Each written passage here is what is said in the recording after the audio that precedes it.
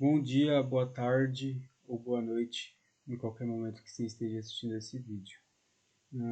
Hoje eu estarei trazendo a reflexão do livro de Tiago, mas no final eu quero deixar um ponto especial que para mim é muito importante dentro do livro de Tiago. Vamos orar então, para começar, né? Levamos a Deus em oração. Senhor nosso Deus e Pai, Jesus, estou aqui então na Tua presença, trazendo esse devocional, essa palavra que possa edificar a vida dos irmãos. Deus possa abençoar e que o Senhor possa estar na frente de tudo. Eu peço e agradeço em nome do Senhor Jesus. Amém.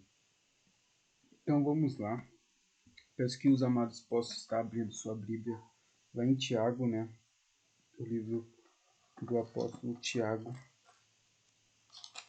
E eu vou comentar a respeito dos 5 capítulos, né, do livro de Tiago, e depois trazer algumas explicações. De primeira instância, a gente vê que a epístola de Tiago, a epístola do apóstolo Tiago, foi escrita como uma carta circular, ou seja, para ser espalhada a mensagem na carta. Tiago era pescador, filho de Jezabel e de Salomé. Zebedeu e de Salomé. Nasceu em Betsaiba e era irmão de João. E ele foi um dos primeiros a ser chamado para servir a Jesus, ser apóstolo, junto com Pedro e junto com seu irmão João. Só para deixar bem claro, não é João Batista, tá? É outro João. É o João que andou com Jesus Cristo, que foi escolhido para ser um dos 12 apóstolos. No primeiro capítulo, a gente vai ver em questão de provas e tentações, né? Então, aqui ele vai falar primeiro: Tiago, servo de Deus e do Senhor Jesus Cristo, as 12 tribos que andam desperta saúde. Algumas coisas ele vai trazer a questão das provas e tentações, por exemplo, o versículo 3, 4, 5 e 6, depois o 12 e o 13, né? Bem-aventurado o homem que suporta a tentação, porque quando for provado receberá a coroa da vida, a qual o Senhor tem prometido aos que o amam. Esse é o versículo 12. Versículo 13. Ninguém sendo tentado diga de Deus sou tentado, porque Deus não pode ser tentado pelo mal, e a ninguém tenta. Então ele deixa bem claro. Versículo 3. Sabendo que a prova da vossa fé opera a paciência. Então aí ele vai falando a respeito da provação e tentações. Aqui no versículo 22 do capítulo 1, ele vai falar: Sejam cumpridores da palavra, e não somente ouvintes, enganando-vos vós mesmos. Né? E o capítulo 2 ele vai falar das acepções de pessoas. Né? Eu deixo destacado o versículo 2, 3, 4, 8 e o 9 e o 20, que diz: porque se vós, porque se no vosso ajuntamento entrar um homem com anel de ouro no dedo, com trajes preciosos, e entra também um pobre com sórdido traje, e atenderdes para o que traz o precioso traje, e lhe disserdes: assentar-te tu aqui num lugar de honra, e disserdes ao pobre: tu fica aí em pé, ou assentar-te embaixo do meu estrado. Versículo 4.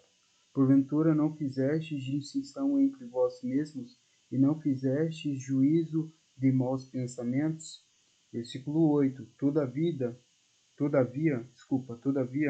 se cumprires conforme a Escritura, a lei, amarás ao teu próximo como a ti mesmo, bem fizeis. O 9. Mas se fizerdes acepção de pessoas, cometeis pecado, e sois condenados pela lei como transgressores. Versículo 10, agora para encerrar o capítulo 2 a respeito da acepção de pessoas, né? Porque qualquer um que guarda toda a lei e tropeça em um só ponto, tornou-se culpado de todos. Então não adianta você guardar 7, 8, 9 mandamentos e você tropeçar em um. Por quê? Porque você vai ter tropeçado em todos, né? Eu acho que a base principal é amar o próximo como a ti mesmo. Porque se você ama o próximo como a ti mesmo, você vai guardar todos os outros mandamentos. E aí ele vai trazer também algumas reflexões no capítulo 2 a respeito a fé sem as obras, né?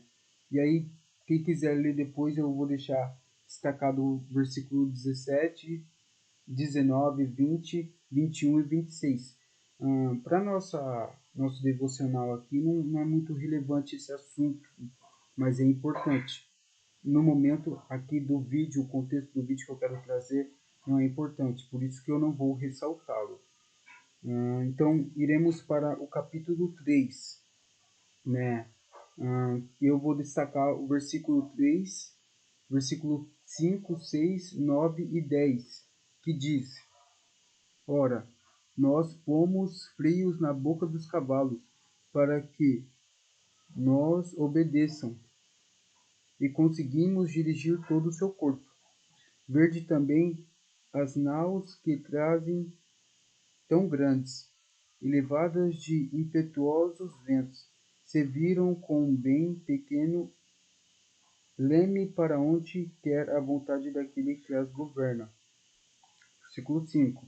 Assim também a vossa língua é pequeno membro, e se gloria-se de grandes coisas. Verde com grande bosque, um pequeno fogo incendeia. Ou seja, ele compara aqui a língua com um fogo que, se pegar fogo em uma mata, incendeia tudo. Cuidado com sua língua.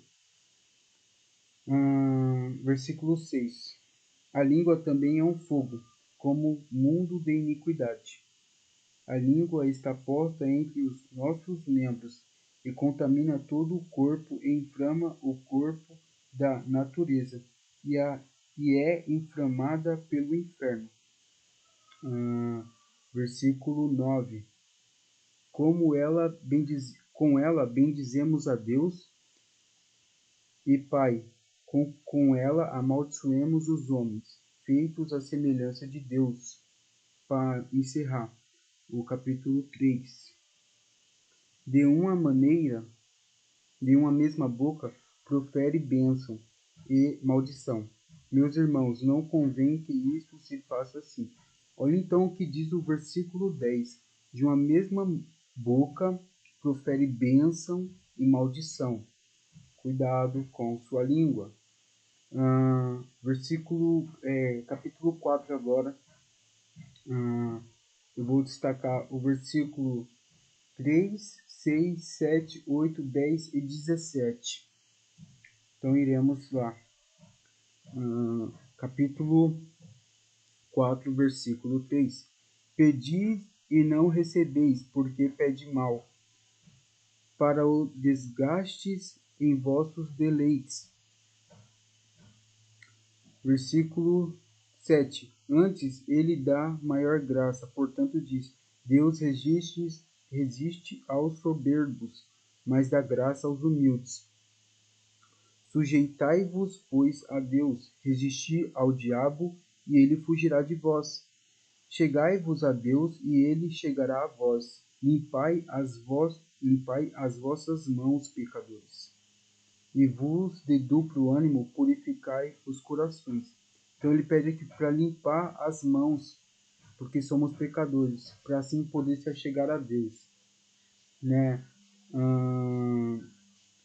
Senti as vossas misérias e lamentai e chorai. Convertai-se o vosso riso em pranto e o vosso gozo em tristeza. Humilhai-vos perante o Senhor e ele vos exaltará. Aí o versículo 17 agora. Aquele, pois, que sabe fazer o bem e não faz, comete pecado. Então, no capítulo 4, eu ressaltei os versículos 3, 6, 7, 8, 10 e 17. E o 17 é bem pesado, né? Aquele que sabe fazer o bem não faz, comete pecado. Agora, para encerrar, né, eu vou no versículo 10, 11, 13, 15, 16, 17, 18 e 20 do capítulo 5, que fala a respeito da os maus ricos, a paciência e a exortação diversa, né? Então, vamos lá. Versículo 10 do capítulo 5. Meus irmãos, tomai por exemplo as aflições e a paciência dos profetas que falaram em nome do Senhor. Eis que temos por bem-aventurado os que sofreram. Ouvistes qual fora a paciência de Jó, e vistes o fim que o Senhor lhe deu, porque o Senhor é muito misericordioso e piedoso. Versículo 13. Está alguém entre vós aflito? Ore. Está alguém contente? Cante louvores. Versículo 15. E a oração da fé salvará o doente, e o Senhor o levantará. E se houver cometido pecado, ser-lhe-ão perdoados. Confessai as vossas culpas uns aos outros, e orais uns pelos outros, para que sareis. A oração do justo pode muito em seus efeitos. Versículo 17. Eu quero destacar esse versículo 17, que eu vou trabalhar em cima dele. Elias era um homem sujeito às mesmas paixões que nós, e orando, pediu que não chovesse por 3 anos e 6 meses, não choveu sobre a terra. E orou outra vez, e o céu deu chuva, e a terra produziu seu fruto. Versículo 20 para encerrar. Saiba, portanto, que aquele que comete um pecado, saiba que aquele que converter um pecador do erro do seu caminho salvará da morte uma alma e cobrirá uma multidão de pecados. Quando a Bíblia fala que vai cobrir uma multidão de pecados, não é o seu pecado, mas o pecado daquele que foi salvo em Cristo Jesus. Pois bem, eu fiz um breve resumo do livro de Tiago. Sei que ficou um pouco longo aí, já deve ter uns 12 minutos mais ou menos, mas é porque o livro de Tiago é curto, mas é um livro muito rico em exortações, né? E eu gostaria de destacar esses dois versículos, o 17 e o 18 do capítulo 5, né? Eu vou trabalhar em cima deles. Nesse contexto aqui que fala que o apóstolo, que Elias, o profeta Elias, ele orou e não choveu, é referente lá no Velho Testamento, que fala sobre 1 Reis 18, do 36 ao 40. Vamos abrir as nossas Bíblias lá. Convido os amados que abram suas Bíblias em Reis 18, do 36 ao 40. Vamos ler aqui. E sucedeu que, no momento de ser oferecido a sacrifício à tarde, o profeta Elias se aproximou e disse: Ó Senhor Deus de Abraão, de Isaque e de Israel, manifesta-se hoje que tu és Deus em Israel, e que eu sou teu servo, e que conforme a tua palavra fiz todas estas coisas. Respondeu-me, Senhor, respondeu-me, para que este, responde-me, Senhor, responde-me, para que este povo conheça que tu és o Senhor Deus e que tu fizestes voltar o seu coração. Então caiu fogo do Senhor e consumiu o holocausto e lenha e as pedras e o pó, e ainda lambeu as águas que estavam em redor. O que, vendo todo o povo, caíram sobre os seus rostos e disseram: Só o Senhor é Deus, só o Senhor é Deus. E Elias lhe disse: lançai mão dos profetas de Baal, que nenhum deles escape. E lançaram mão deles, E Elias o fez descer ao ribeiro que Quizon, e ali os matou. Se você for ler do 41 até o 46, vai dizer que choveu, né? Choveu muito, né? Por exemplo, 41, e disse Elias a Acabe: sobe, come e bebe, porque há ruínas de uma abundante chuva. Foi então que ele pediu chuva para Deus, né? Ele pediu primeiro para que não chovesse, e depois ele pediu para que chovesse. E o Senhor atendeu as suas súplicas. Vamos lá em Reis 17, né? 17, do 17 ao 24. Reis 17, do 17 ao 24.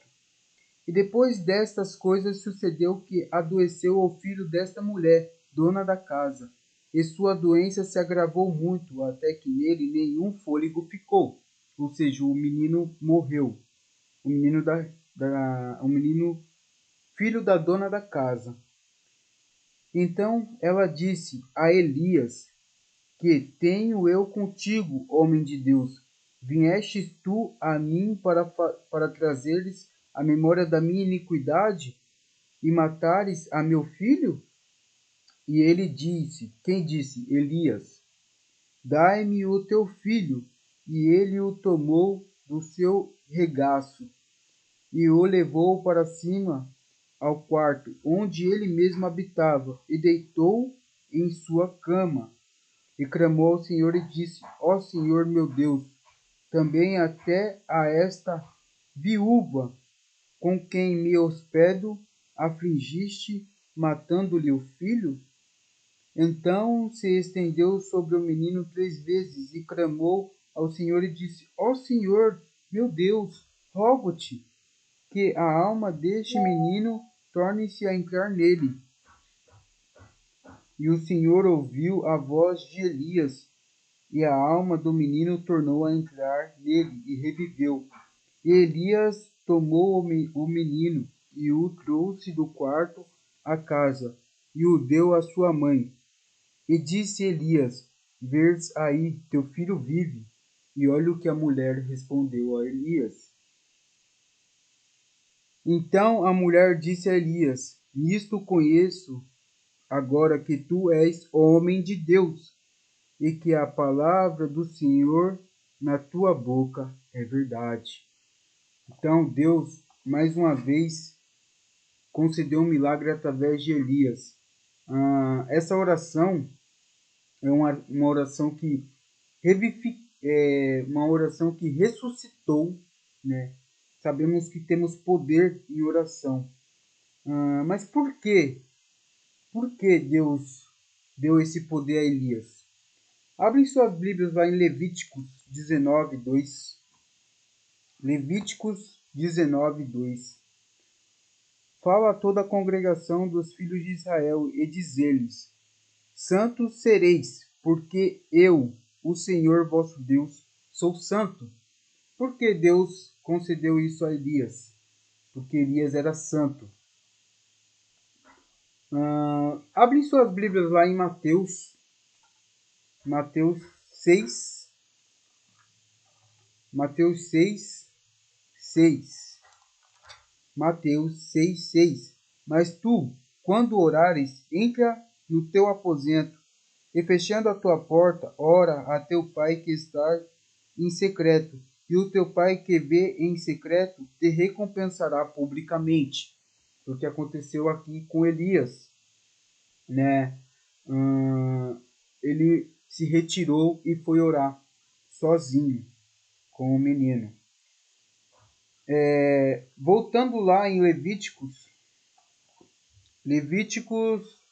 dessa vez 11:44. Levíticos 11:44. Porque eu sou o Senhor vosso Deus, portanto, vós vos santificareis e sereis santos, porque eu sou santo, e não vos contaminareis com nenhum réptil que se arrasta sobre a terra. Quem foi o réptil que se arrastou sobre a terra para enganar Eva? Satanás. Então Deus fala aqui, sede santos porque eu sou santos. João, 1 João 3:22. Lá em 1 João 3:22, que vai estar escrito: e qualquer coisa que lhe permitirmos, dele a receberemos, porque guardamos os seus mandamentos e fazemos o que é agradável à sua vista. Então, o que Elias fazia? Guardava os mandamentos. Consequentemente, ele era o quê? Agradável à vista de Deus. Aqui, em Tiago, no livro de Tiago, está escrito, né? Tiago não. Sim, aqui em Tiago, né? Peça, porém, com fé, em nada duvidando, porque o que duvida é semelhante às ondas do mar, que é levada pelo vento e é lançada de uma para outra parte, né? Aqui ele fala, e se você for pedir, peça com fé. E Elias, quando pediu para que Deus devolvesse a alma daquele garoto no corpo dele, ele pediu com fé. Quando ele pediu para que chovesse, quando ele pediu para que não chovesse, ele pediu com fé. Mas, consequentemente, né, óbvio, é notório que ele estava com a vida santificada perante Deus, cumprindo os mandamentos de Deus. Elias, ele era pecador, mas ele foi remido pela graça de Deus, e ele, a partir daquele momento que ele foi remido, que ele se arrependeu dos seus pecados, ele era santo, né? Abram suas Bíblias lá em Mateus 7:7. Pedi e dar-se-vos-á. Buscai e encontrareis. Batei e abri-se-vos-á. Né? Destaca aqui, ó, pro versículo 9. E qual dentre vós é o homem que, pedindo-lhe pão ao seu filho, lhe dará uma pedra? E pedindo-lhe peixe, lhe dará uma serpente? Se vós, pois, sendo mau, sabeis dar boas coisas aos vossos filhos, quanto mais ao vosso Pai que estás no céu, dará bem aos que lhe pedirem. Então, eu queria destacar, né, o profeta Elias. Sabemos todos que ele foi um dos maiores profetas da Bíblia, homem de Deus, temente a Deus, exalava, as pessoas viam Cristo nele, ele exalava as palavras de Deus aonde ele passava. E sabemos aqui que ele pedia com fé, ele andava segundo os mandamentos de Deus. E olha o que Deus fez. Ele conseguiu, através de Elias, ressuscitar uma pessoa, descer chuva do céu. Ele pediu para que não chovesse e não choveu. Por quê? Porque ele orava. O que eu quero trazer aqui é a questão da oração, o que eu quero enfatizar, o que eu quero que vocês fiquem assim evidentes para vocês é a oração, né? Quando vocês orarem, orem diretamente para Deus, depositem a sua fé em Deus, né? Descansem em Deus, né? Você vai ver aqui no Mateus 11:28, vinde a mim todos que estáis cansados e oprimidos, e eu vos aliviarei. Então vocês descansem em Deus em oração, né? Busquem a Deus em oração. Vejam o exemplo do profeta Elias e sigam como um exemplo o que ele fez, a oração, o quão ele era conduzido por Deus, porque ele era obediente a Deus, ele era santo, assim como Deus era santo, tá bom? Então, essa é a reflexão que eu quis trazer para vocês. Que Deus abençoe e que vocês possam tomar como exemplo a vida do profeta Elias. Sei que o livro de Tiago é um livro muito bom, mas essa parte do profeta Elias me chamou muita atenção, tá bom? Deus abençoe a vocês. Até mais. Tchau, tchau.